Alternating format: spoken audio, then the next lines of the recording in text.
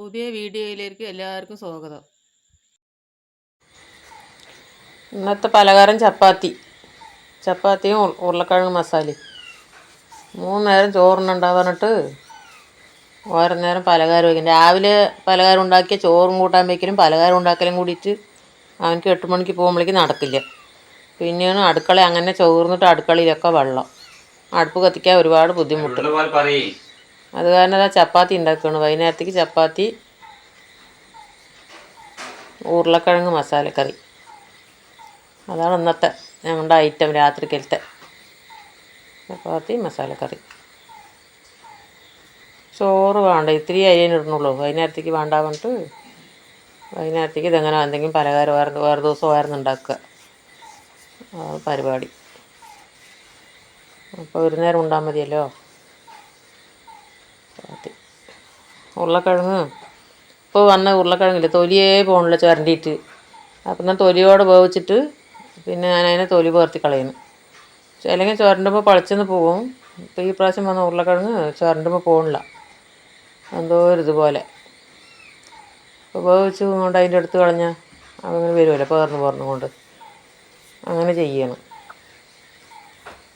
ഉരുളക്കിഴങ്ങിനെ. നേരത്തെ അങ്ങനെയല്ല, കത്തിയും കൊണ്ട് ചുരണ്ടിയിട്ട് വേവിച്ചാൽ സൂപ്പറായി കിട്ടും. ഒരുപാട് ഇത്.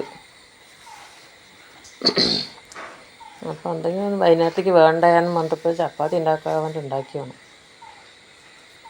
വൈകുന്നേരം 3 നേരം ചോറിന് കൊണ്ടുമ്പോൾ ശരിയാവില്ല. നമുക്ക് 4 പച്ചമുളകും ഒരു പട്ടയും ഒരു തുണ്ട് കറാമ്പും ഒരു ഉള്ളിൻ്റെ പകുതിയും കൂടിയിട്ട് താളിച്ച് കടുകും കറിവേപ്പിലേക്ക് താളിച്ചിട്ട് ഈ ഉരുളക്കിഴങ്ങിനെ ഇട്ട് ഉടയ്ക്കുക. ചപ്പാത്തിക്ക് കറിയായി. കറി വേണം ഇതിൽ ബാക്കിയാവും. ചപ്പാത്തി പാകവും, കുറച്ചേ ഉണ്ടാക്കിയിട്ടുള്ളൂ. നാളേക്കത് മതി. നാളേക്കിപ്പോൾ പഴയതും ആവില്ലേ. പഴയതായി ഞാൻ തന്നെ കഴിക്കുകയും വേണം.